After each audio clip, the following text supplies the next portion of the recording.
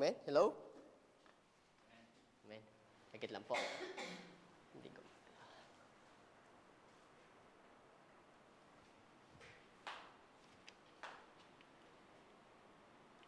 Ayun.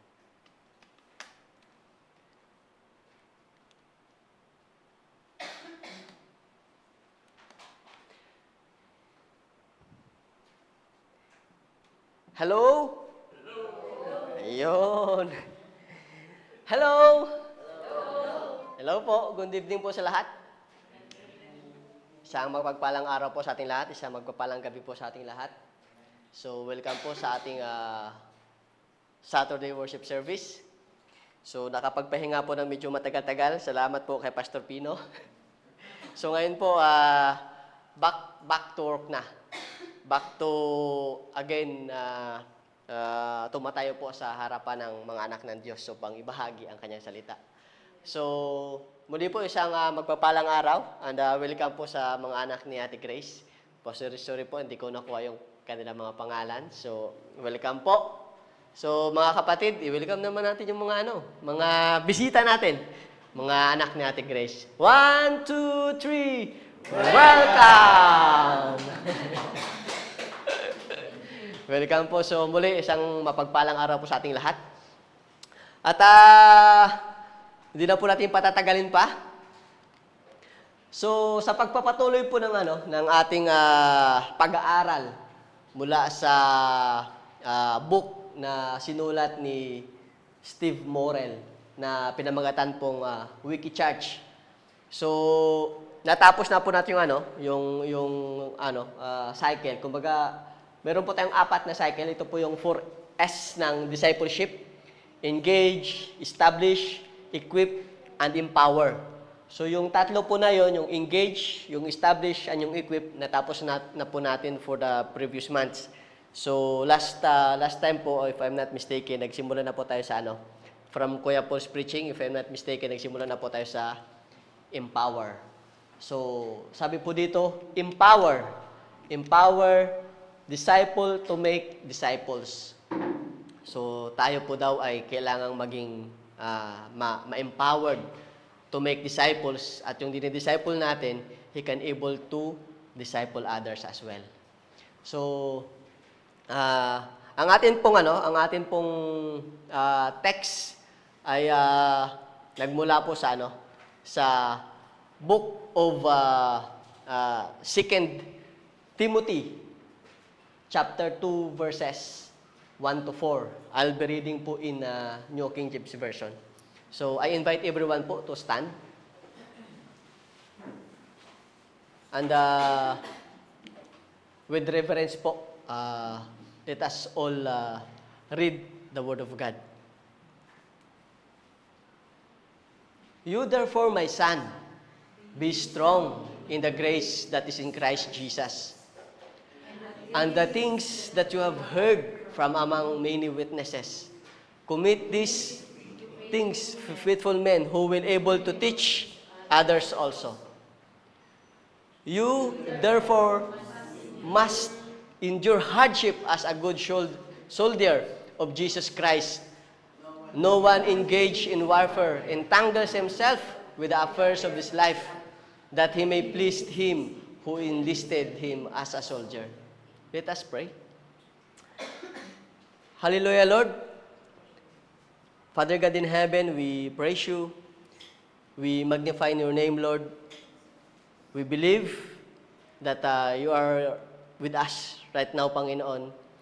And Lord, kayo po ang may taas sa araw nito, Panginoon. Kayo po, Lord, ang mapasalamatan. Kayo po, Lord, ang makita, Panginoon. Ang inyong pong boses, Lord, ang marinig ng inyong mga anak, Panginoon. Itinataas po namin sa inyo, Lord, ang gabing ito, Panginoon. Kayo ang manguna sa bawat isa.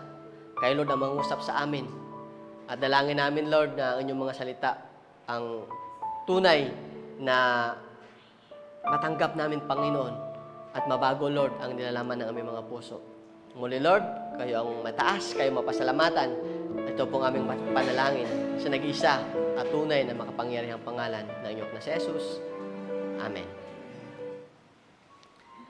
So, ang title po ng ating preaching sa gabing ito ay empowered to empower. So, bago po tayo magsimula, meron pa akong inihandang maikling video clip.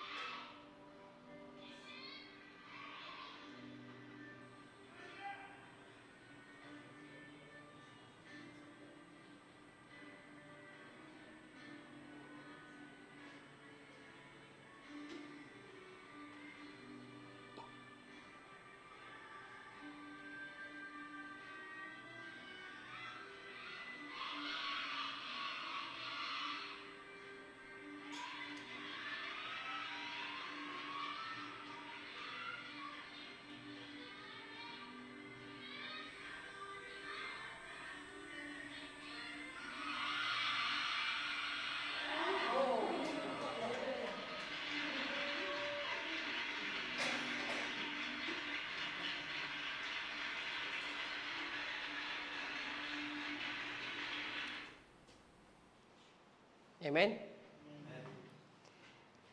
Ano po yung napanood natin?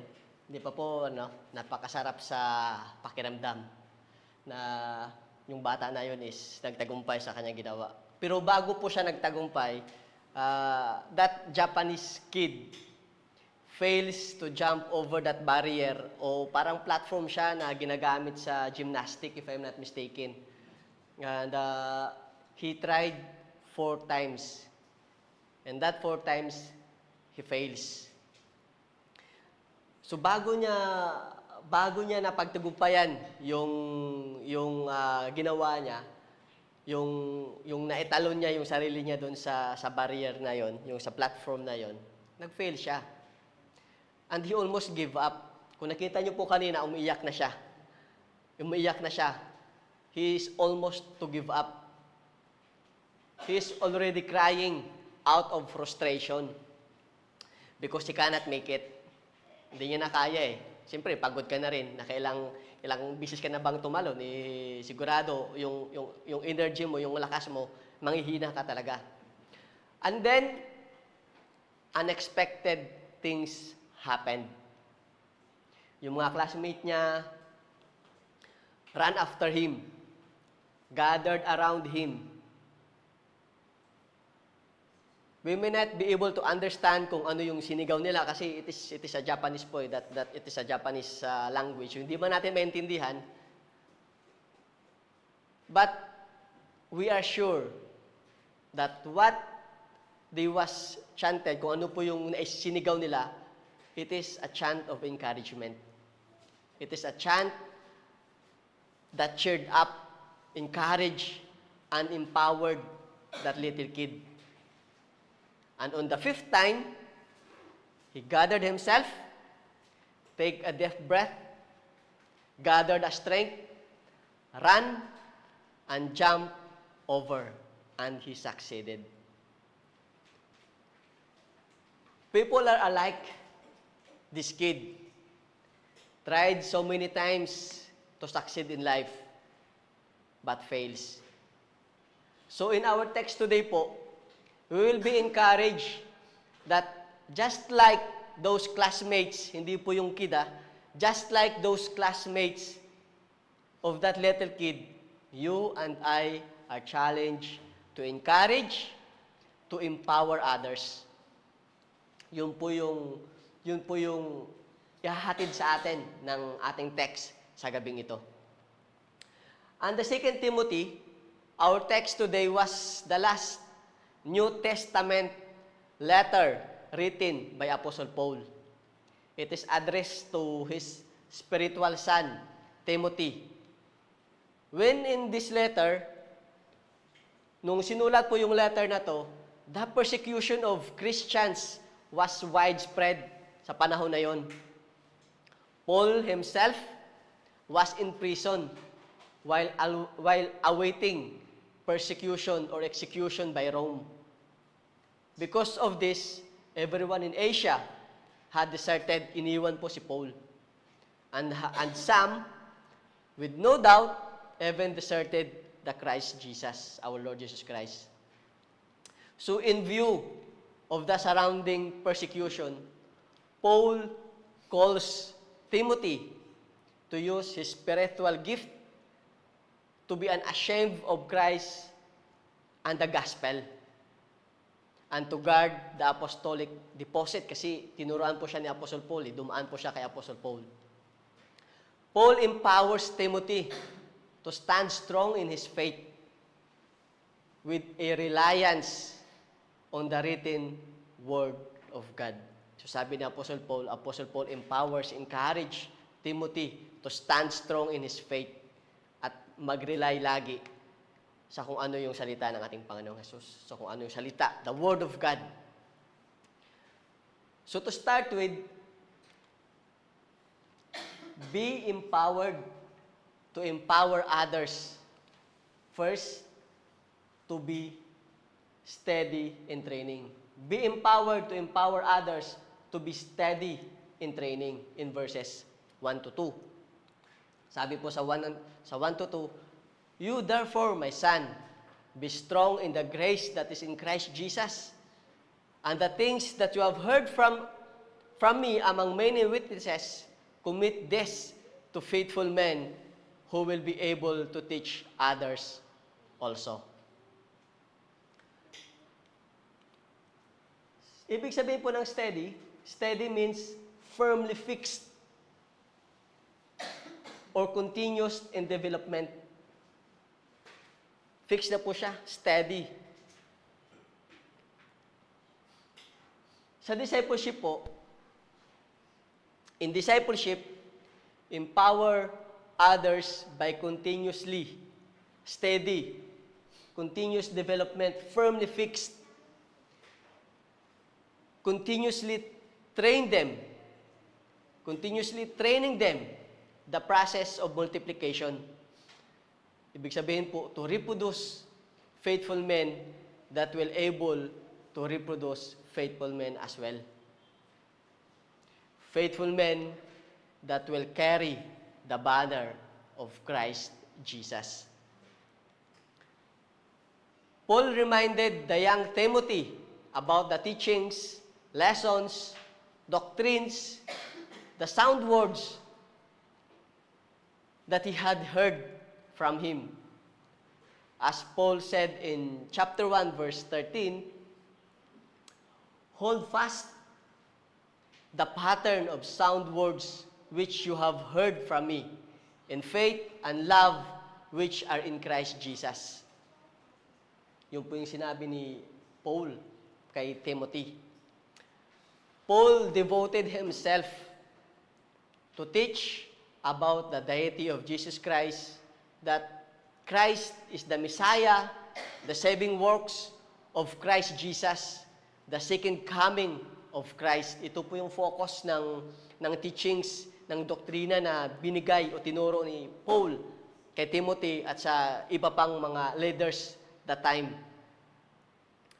At sa panahon na yon, marami ang umaatake, kumokontra, nananira sa katuruan ni Apostle Paul. Sinisira nila kung ano man yung tinuro ni Apostle Paul. And Paul knew that after his death, these false teachings can easily penetrate and will corrupt, mislead, and deceive the body of Christ. So according po sa mga Bible scholars, yung book po na to, yung 2 Timothy, is the last epistle Paul wrote. Ito na po yung huling sulat ni Apostle Paul. After that, he was being persecuted. So Paul is urging Timothy to commit, to entrust all the things that he taught Timothy to faithful men, to train these faithful men to teach others also. By doing this, Paul, as a spiritual father of Timothy, also reminded Timothy to be strong. In other translation po, be strengthened in the grace that is in Christ Jesus. Timothy is encouraged to be strong in the grace that is in Christ Jesus. To take heart the many nuggets of wisdom and teachings that he gained from his teacher, Paul. And to pass on this truth to other trustworthy, sabi po na Apostle Paul kanina, faithful, trustworthy believers who will also be strong in the faith so that the good news of Christ Jesus will continue to be spread abroad. Para po mapatuloy, may pagpatuloy yung salita ng ating Panginoong Hesus.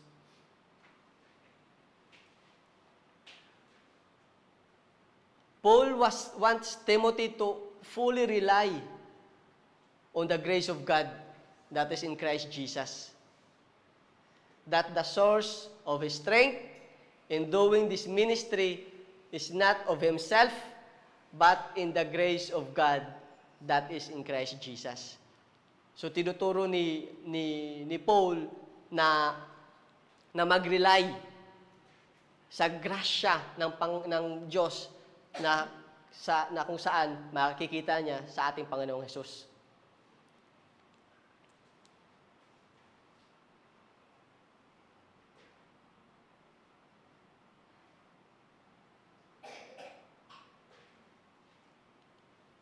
Hanggang ngayon, laganap pa rin po ang mga maling katuruan. Marami pa rin ang kumikwestiyon kung sino talaga ang Panginoong Hesus. Marami pa rin ang nalilito. Marami pa rin ang naliligaw. Ang issue po na kinaharap ni Apostle Paul before is still present on today's time.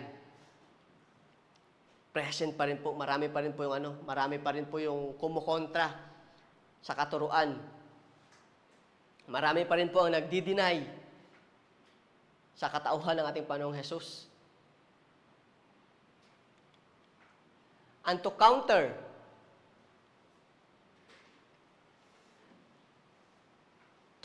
any false doctrine is to know the truth, which is recorded in the Word of God. You and I should defend the truth just as Paul in his time. We should defend the truth by entrusting it, by passing it to someone. And that someone must train, encourage to pass it on to another someone as well. So parang po siya, parang pasa-pasa. From us, we should train someone. We should entrust the Word of God to someone and let that someone train another someone. That is the process of multiplication po. That is the process of multiplication. Sabi po sa Matthew chapter 5 verse 13, you are the salt of the earth, but if the salt loses its saltiness, how can it be salty again? It is no longer good for anything except to be thrown out and trampled underfoot. You are the salt of the earth. Hindi po kayo maalat hindi yung panlasang maalat. You are the salt of the earth. Isa pong gamit ng asin is to preserve. You are called to preserve the truth. And for it to happen, you must pass it on to someone. Kasi kung itatago mo lang sa sarili mo at hindi mo ipapasa sa iba, at pag nawala ka, ano mangyayari?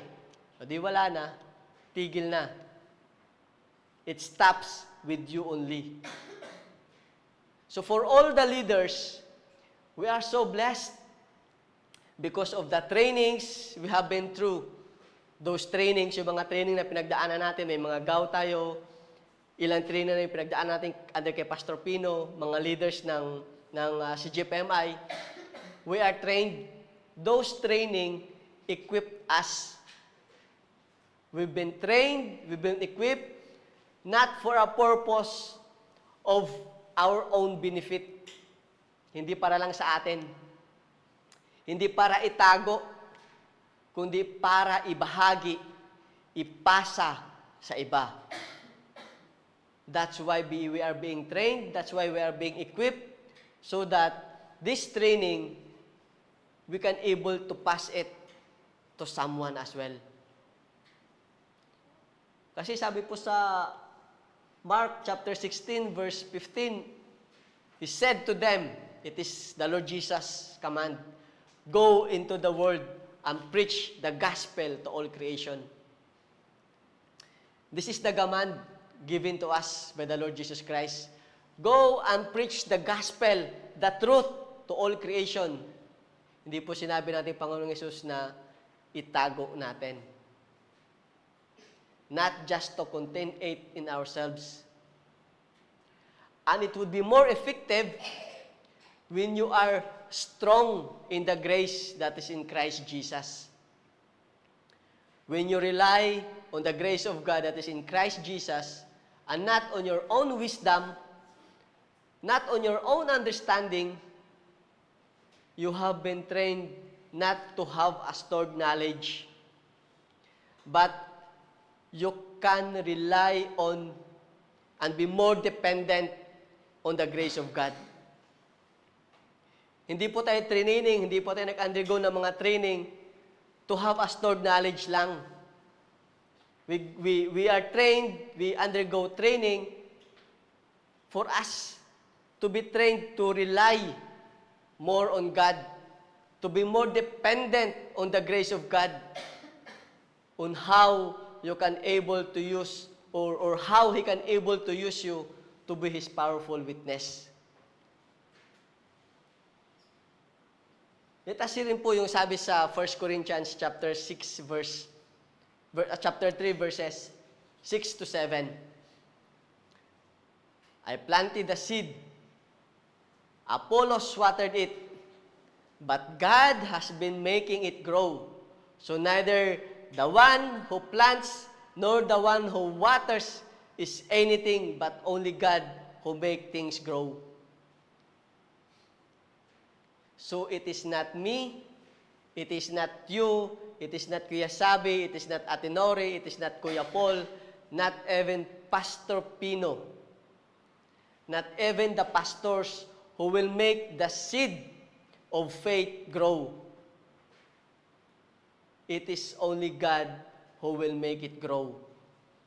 Our task is to just plant it, to share it, to pass it, to water it, to make sure that it is being taken care of. That is why you and I are being trained and equipped. But at the end, it is still God who will make it grow. Ang ating Panginoon, ang ating Diyos pa rin po ang magpapalago. Our task is to pass it on. Pass it on to those faithful men that will soon pass it to another faithful man so that the Word of God will be preserved. Amen po? So you must be steady. You must continue to train someone, to empower someone, and to train faithful men, to train another faithful man. Amen po? Amen. So be empowered to empower others, to be steady in training. Be empowered to empower others to be stubborn in endurance. In verse 3. Sabi po doon, you therefore must endure hardship as the good soldier of Jesus Christ. Pag narinig nyo po yung salitang stubborn, ano po yung unang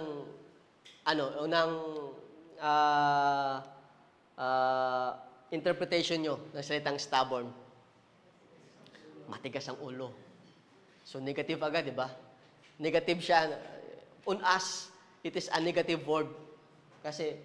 Pero, stubborn person is defined as being determined to do what he is or she wants and refuses to do anything else.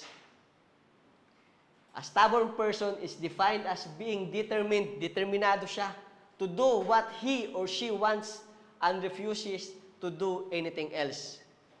Yun lang yung tutok niya. Stubborn, determined. Isa lang yung focus niya at wala siyang ibang gustong gawin kundi yun lang. Refuses to do anything else. Stubborn. In discipleship po, empower others by training them about endurance. To be stubborn in endurance. Kaya po tinanong ko kayo kanina kung ano yung unang interpretation nyo sa stubborn. Because usually, stubborn is being associated as negative character of a certain individual. Negative siya, matigas ang ulo eh. Pero, pag kinabit mo siya sa isang positibong salita, it gives more emphasis. Mas binibigyan niya ng diin yung kahulugan ng salita. Stubborn in endurance. Mas maging matibay, mas maging matatag to endure anything that comes your way. It can never move you. It can never stop you in doing something you want to do. Sabi po dyan, refuses to do anything else. And in this verse, Paul is using an analogy of a character of a good soldier. Sabi po dun, you therefore must endure hardship as a good soldier of Jesus Christ. But before a soldier is being enlisted, he will undergo a very tough, hindi lang po ordinaryong training. If you can see po a video of how soldiers are being trained, makikita nyo po yung hirap na pinagdadaanan nila. A lot of hardship he will go into face. But once he endures it, this hardship, these tough trainings will mold him, will mold his physique, yung katawan niya, kaya po nagiging maskulado, will mold his character, and it will make him fit to be a soldier.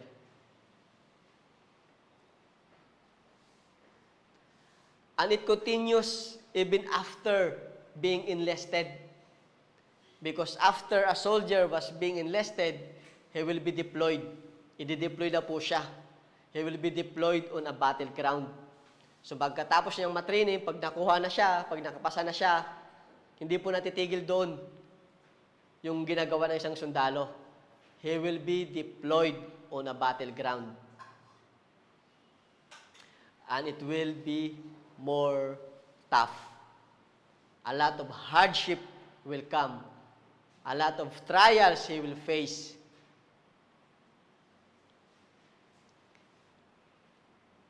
So when Paul wrote this letter to Timothy, at that time, Christians were being persecuted throughout the Roman Empire. And many deserted Apostle Paul. So Paul calls Timothy to be a good soldier who does not shrink from suffering. Sabi po sa Acts chapter 9 verses 15 to 16, "But the Lord said to Ananias, 'Go, this man is my chosen instrument to proclaim my name to the Gentiles and their kings and to the people of Israel. I will show him how much he must suffer for my name.'" Sabi, no? Sabi ng ating Panginoon Jesus, I will show him how much he must suffer for my name. So, bago pa man po pala magsimula si Apostle Paul sa kanyang ministry, when Paul was chosen by the Lord Jesus Christ Himself in the road to Damascus to proclaim His name to the Gentiles, to the kings, and to the people of Israel, sufferings are part of that calling. Nung tinawag po si Apostle Paul upang maging tagapagpamahagi ng salita sa mga Gentiles, sabi po ng ating Panginoon Jesus, I will show him how much he must suffer for my name. So when we are called, kasama po ang suffering sa package. Kasama po sa package ang suffering. At ano ba yung mga pinagdaanan ni Apostle Paul? Nangyari ba to? I will show him how much he must suffer for my name. Yan yung sabi ng ating Panginoon Jesus. Nangyari ba yung suffering na to? Tingnan natin sa 2 Corinthians chapter 11 verses 23 to 28. Are they servants of Christ? I am out of my mind to talk like this. I am more. I have worked much harder, been in prison more frequently, been flogged more severely, and been exposed to death again and again. 5 times I have received from the Jews the 40 lashes minus 1. 3 times I was beaten with rods. Once I was pelted with stones. 3 times I was shipwrecked. I have been constantly on the move. I have been in danger from rivers, in dangers from bandits, in dangers from my fellow Jews, endangered from Gentiles, in danger in the city, in danger in the country, in danger at the sea, and in danger from the false believers. I have labored. Sabi niya, I have labored and toiled and have often gone without sleep. I have known hunger and thirst and have often gone without food. I have been cold and naked. Besides everything else, I face daily the pressure of my concern for all the churches. So yung sinasabi ni Lord Jesus Christ kanina that He will show him how much he must suffer in His name, nangyari po yun. Nakita niyo po sa salita ng Diyos kung ano yung pinagdaanang hirap ni Apostle Paul. Paul has experienced many different kinds of hardship and sufferings in his life. For what? For the sake of the gospel of Christ. Paul is not suggesting Timothy to endure hardship. Hindi po sinasuggest ni Paul na i-endure ni Timothy yung hardship. He is commanding him. He is commanding Timothy to endure hardship. That Timothy must endure hardship dahil napagdaanan ito ni Apostle Paul at alam niya na pagdadaanan din ito ni Timothy. So as a spiritual father, Paul is empowering Timothy to be strong in grace that is in Christ Jesus. He needs to be strong. Kasi sa lahat ng pinagdaanan ni Apostle Paul, if you are not strong on that particular sufferings, for sure, you will give up easily. So as a spiritual father, at nakita ni Timothy yung desire nakita ni Paul yung desire ni Timothy to serve. At yung background po ni Timothy is they are really as servants. Nakita yun ni Apostle Paul. So just like a spiritual father, Paul is empowering Timothy to be strong in the grace that is in Christ Jesus. And to be disciplined when facing such difficulties in the same way that a good soldier is obedient to his military commander. Yun po yung gustong i-emphasize ni Apostle Paul kay Timothy. So, a soldier po, enlist in military. Yung pagiging sundalo po, hindi naman yan sa pilitan, di ba? It is our own decision. Hindi ka naman hidila ng magulang mo at tinulak at magpalista para maging isang military. But when a soldier enlists in a military, knowing that he may have to suffer and even give up his life for his country. So kasama na po yun. Nung pinisinta po ng isang tao yung sarili niya para maging isang military, alam niya po na pag nakuha siya o pag na-enlist siya, maaari siyang mamatay.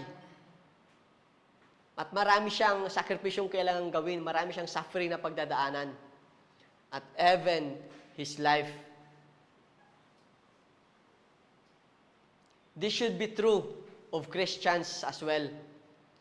Jesus said in Matthew chapter 16, verse 24, then Jesus said to his disciples, whoever wants to be my disciple must deny themselves and take up their cross and follow me. Yan po yung sabi ng ating Panginoong Jesus. Whoever wants to be my disciple must deny themselves and take up their cross and follow me. Following Jesus, being His disciple, following His command, you must deny yourself. Deny your personal needs. Deny your personal comfort. Take up your cross. Cross po refers to sufferings, pains, hardship. So taking up your cross means being stubborn to endure sufferings, pains, and hardship. Jesus po, ang ating Panginoong Jesus, was very transparent about hardship. Sufferings that will come to anyone who will follow Him.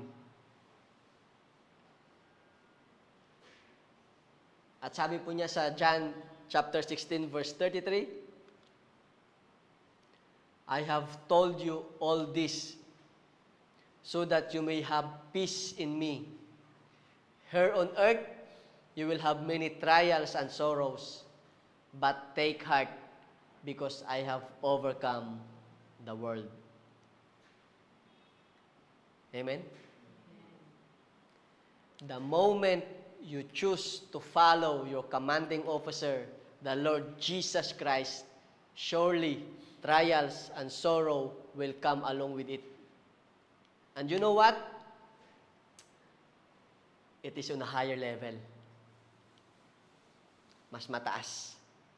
Mas mataas na level yung pain, yung suffering na mararanasan natin. But even so, my dear brothers and sisters, this should not hinder you, slow you down, and should not make you quit on following the command of your commanding officer, Lord Jesus. You should be stubborn to endure all of it. Think of it, my dear brothers and sisters. Even you are not or you are following Jesus Christ, you will still experience all these things. Tama po ba? Even you are with Christ or you are without Christ or you are not in Christ, you will still experience all these things. You will still face financial issues. Sino po ba dito, Kristiyano o hindi, na walang financial issue? Lahat tayo. As long as we are here on earth, as long as namumuhay tayo sa mundong ito, you will face financial issues. Maliban na lang kung yung pera mo is hindi na mabilang. You may not face financial issues because of your wealth, but for sure, you will face health issues. Sino po ba dito yung isang bilyonaryo na hindi namatay sa cancer? So even with or without Christ, you will still suffer, you will still undergo this kind of things. With or without Christ, you will still face relationship issues. Tama po ba? Lahat po ba ng mga hindi naniniwala sa ating Panginoong Hesus, kumpleto ang pamilya? Lahat po ba ng hindi naniniwala sa Panginoong Hesus, buo ang kanilang pamilya? Walang problema sa pamilya? Walang problema sa magulang? Walang problema sa anak? No. They still have issues in the relationship. Life securities. With or without Christ, you will face security. You will face life security issues.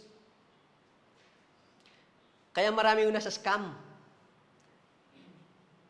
Kasi they find security in sa mga madaling tawag nito, yung easy money ba?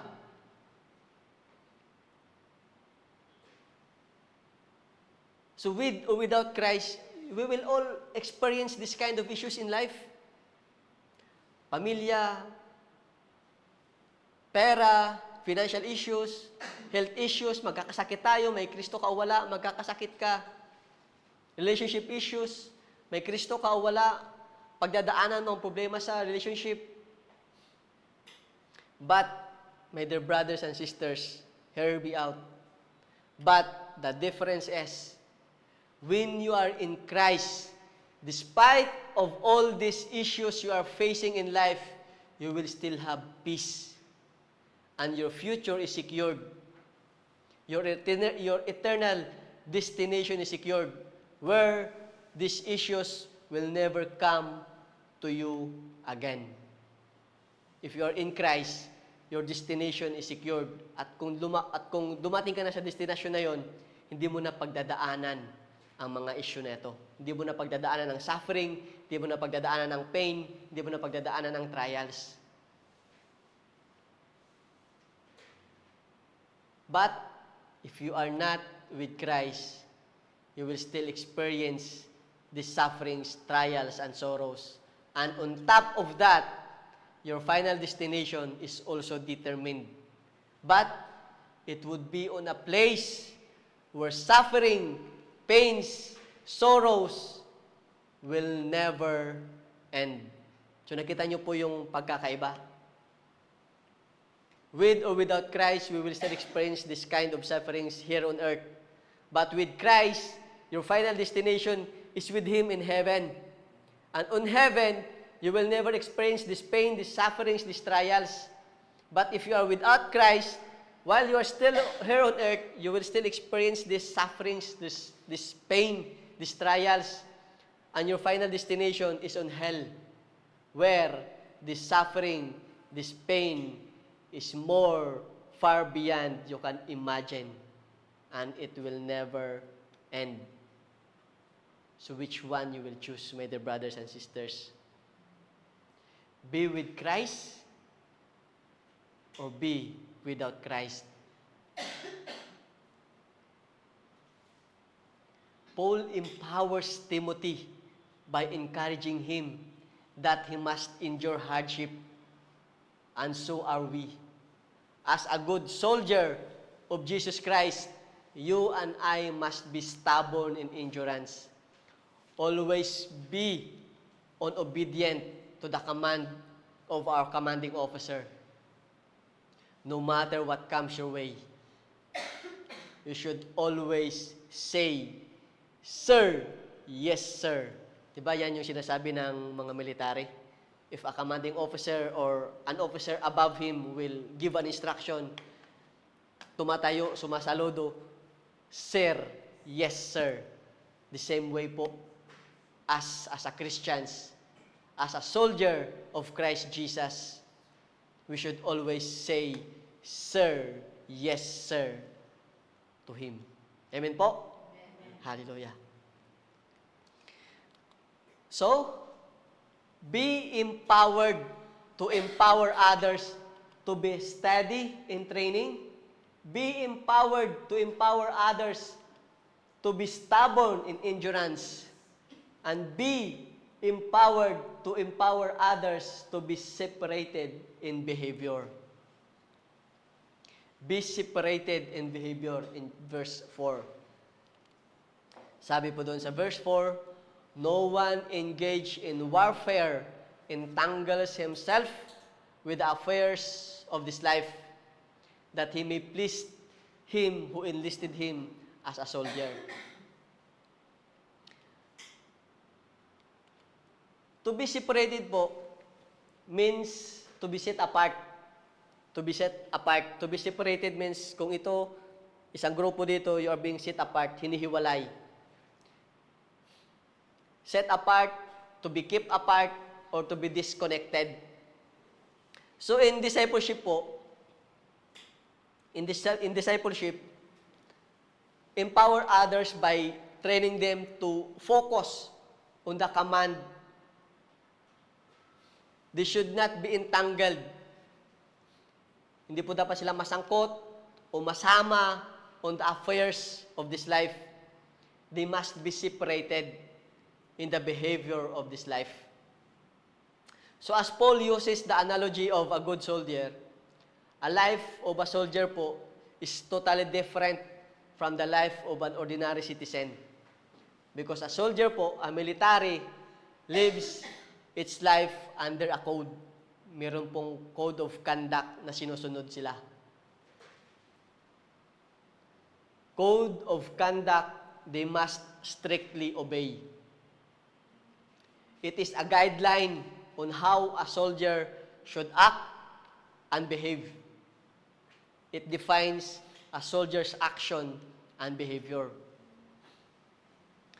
So, Timothy po, on that particular time, Timothy is in active service for the Lord.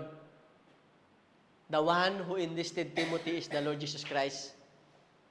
So in order to please the one who enlisted him, in order to please the Lord Jesus Christ, Timothy must rise above the ordinary cares of life that would bother an ordinary person.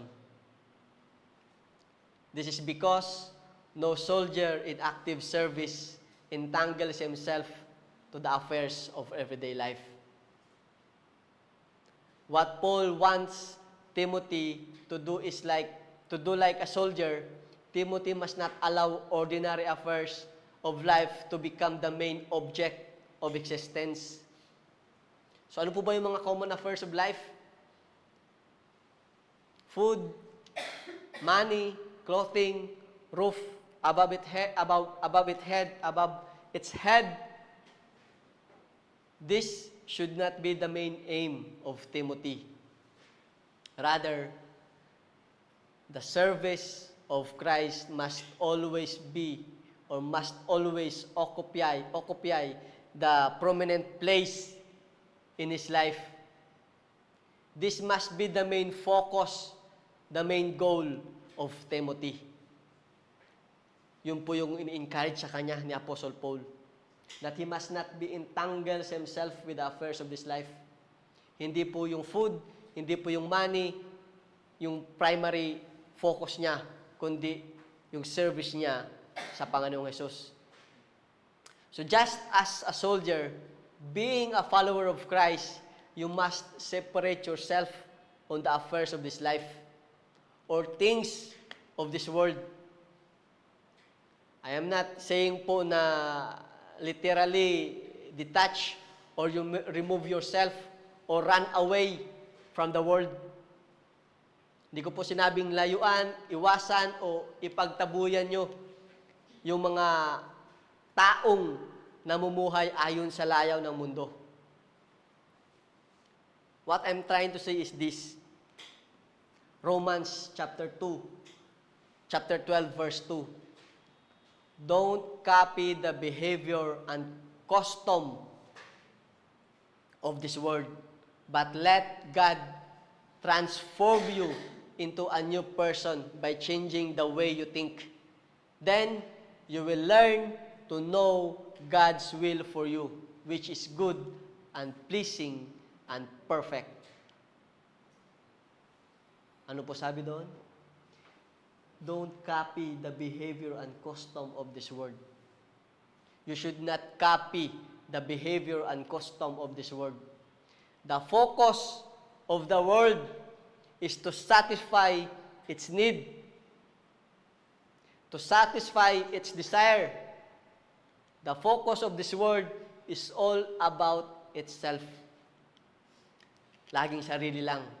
Yan po yung focus ng mundo. To satisfy yourself, to satisfy your desire. Rather, let God transform you into a new person by changing the way you think, changing your perspective by putting God always before your personal needs and desires. Laging nauna ang Panginoong Hesus, laging nauna ang Diyos bago sa personal na pangangailangan. By this, you will learn, you will understand, you will see what God's will for you. Again po, inuulit ko, hindi mo kailangang lumabas sa mundo. You should be with the world.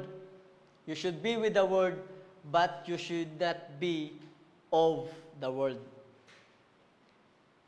Again po, you should be with the world, but you should not be of the world. You should be inside the world, but you should not be like the world.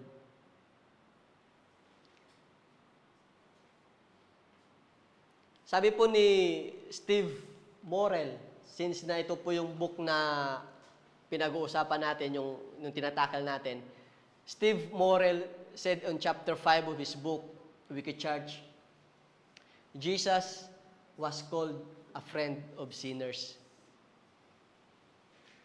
Because Jesus was able to engage his culture with non-believers. Jesus Christ engaged himself to the culture with non-believers. He walked where they walked, but he did not do what they did. He spent time with drunkards, but never got drunk. He ate with a corrupt tax official, but he was not corrupt. He extended compassion to prostitutes, but never compromised his moral standards. Pumasok ang Panginoong Hesus sa kamunduhan, pero hindi siya naging makamundo. Amen po? You understand po? You need to be separated in a sense that you should not conform to the pattern of this world. Be on the world. Be with the world, but not be of the world. Being separated in behavior doesn't mean that you should avoid your non-believer family, friend, relative, or colleague. No. You must be with them so that you can lead them the way that points to Jesus Christ. How you can lead them, how you can disciple them if you will remove yourself to them. Paano mo sila aabutin kung humihiwalay ka sa kanila? How you can disciple your family, how you can disciple your friend kung hihiwalay ka sa kanila because of who they are and who you are. We are called fishers of men. Paano ka mamimingwit ng isda kung nasa basketballan ka? You should be on the sea para ka po makabingwit ka, makahuli ka ng isda. Being separated in behavior means that you should not be caught up by issues of life. Hindi ka dapat ma-distract ng mga bagay na nangyayari sa buhay mo. Problema mo sa pamilya, problema mo sa kalusugan, problema mo sa trabaho, problema mo sa pera, problema mo sa anak, maging sa asawa. Paano kung sinabihan ka ng doktor na meron ka na lang 1 buwan para mabuhay? You would still love God? Or you will still love your health? Sino yung mas matimbang?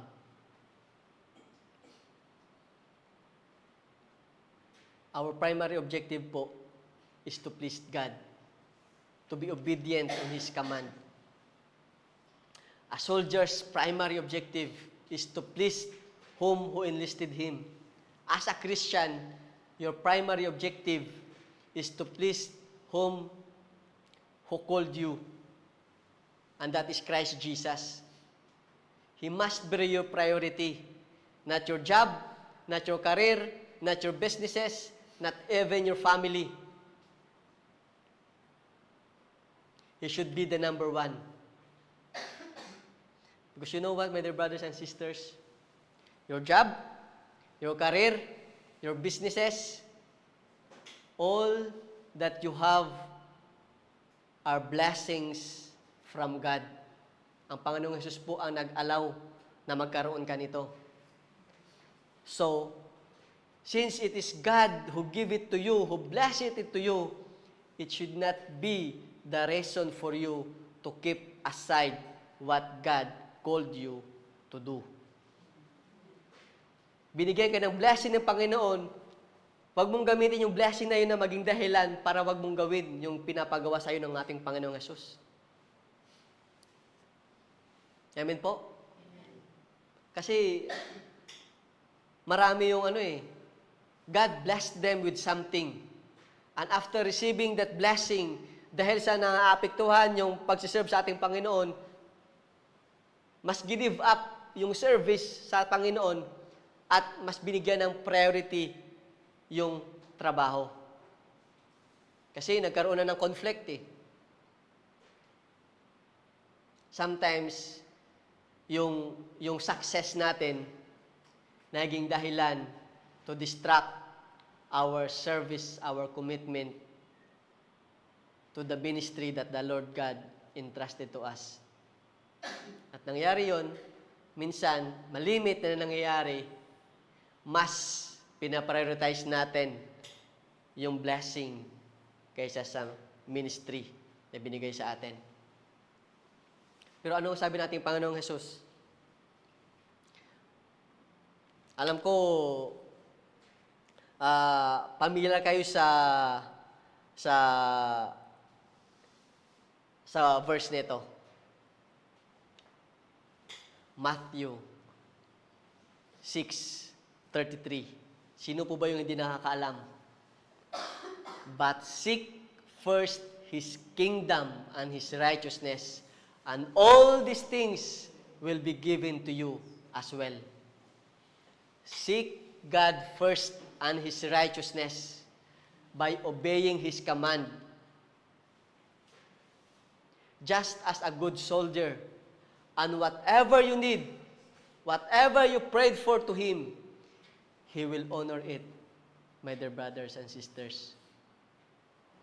If you honor God, how come na hindi niya i-honor yung panalangin mo sa Kanya? Honor Him, and surely He will honor your prayer, your desire. Paul empowers Timothy by encouraging him not to be entangled with the affairs of this life. And so are we. You are precious. You are a precious possession of God. Honor Him in your life.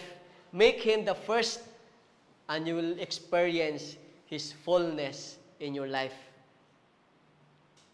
Again, sabi sa Matthew chapter 6 verse 26, look at the birds of the air. They do not sow or reap or store away in barns, and yet your heavenly Father feeds them. Are you not much more valuable than they? Kung ang mga ibon ay inaalagaan ng ating Diyos, how much more ikaw, my dear brothers and sisters? God takes care of the needs of the birds in the sky. Lalo na kaya ikaw, kapatid, you are much more valuable to God because you are being created in His image and likeness. Kasi kaya ka nga niya ginawa sa kanyang imahe, sa kanyang image and likeness because you are so precious to Him. Kaya ka nga niya, nung ginawa niya si Adan at si Eva, sila yung may authority sa lahat ng creation na ginawa ng ating Panginoon. That's how precious you are sa ating Panginoong Jesus, sa ating Diyos. Honor Him, my dear brothers and sisters. Make Him first your priority. And for sure, all the things that you prayed for, God will honor it. Amen po? Amen. Hallelujah. Muli po nating panoorin ang clip.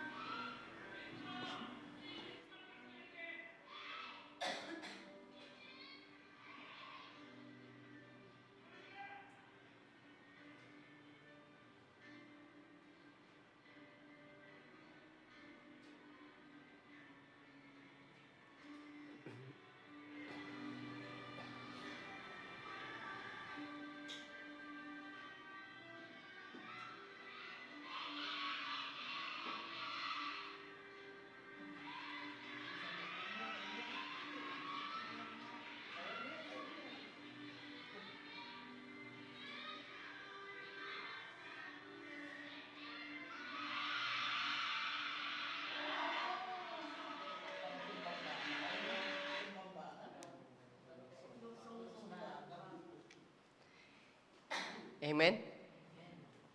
Dati, loksong baka, sa tao tayo lumulokso, di ba? Ngayon, sa ano yan eh. Again po, if I'm not mistaken, it is a platform po sa gymnastic ang pagkakalam ko. So, just like the classmates of that little kid, and just as Paul to Timothy, you and I are called to encourage, to build, to empower one another, to make sure that we will all stand strong on the faith and continue to be able, continue to be obedient to the command of our Lord Jesus Christ.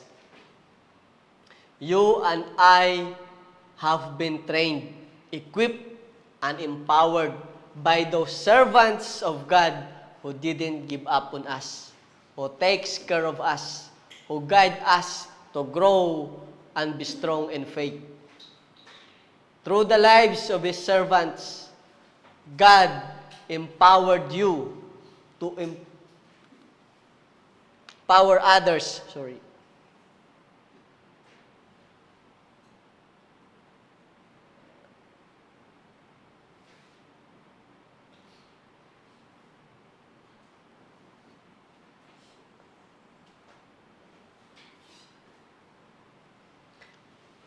So again po, through the lives of His servants, God empowered you to empower others to be steady in training. God empowered you to empower others to be stubborn in endurance. God empowered you to empower others to be separated in behavior. Let us all stand. Let us bow our head and feel the presence of our living God. We thank Him for the blessing, the word that He have given to us today. Hallelujah, Lord. Ama namin ang kapangyarihan sa lahat. Maraming salamat, Lord, sa gabing ito, Panginoon. Truly, Lord, you do miracle things, Lord, in our life, Panginoon.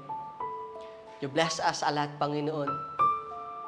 You never leave us nor forsake us, Lord. And Lord, you called us for a certain purpose, Panginoon. You called us to go and make disciples of all nations, to proclaim your words to all creations, Panginoon. Lord, we accept yung kahinaan namin, Panginoon, na minsan, Lord, may mga bagay na dumarating sa buhay namin, na kung saan, Lord, napapahinto kami, Panginoon. At Lord, minsan, nagkakaroon ng doubt sa isipan namin, papatuloy pa ba kami? O susuko na lang dahil sa mga kinakaharap namin sa aming mga buhay, Panginoon. Lord, dalangin namin na kung dumating kami, Lord, sa ganitong sitwasyon, Panginoon, Lord, help us to be reminded of your faithfulness in our life, Panginoon. Lord, bring your servants on us, Panginoon. Your servants that will empower us, Lord, to stand strong in the faith that you have given to us, Panginoon. And help us, Lord. Help us, Lord, not just to contain it in ourselves, Panginoon, but, Lord, we will rise up.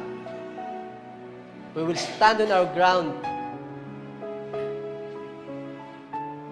And we can able to reach out others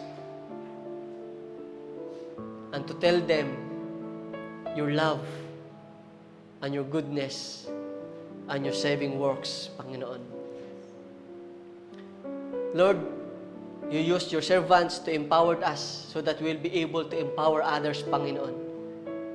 And those who we are going to empower, Lord, we pray that they can able to empower others as well, Panginoon. So that, Lord, the truth, your words, Panginoon, will always be preserved on this earth, Panginoon.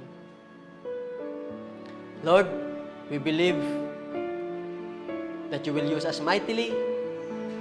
And again, Lord,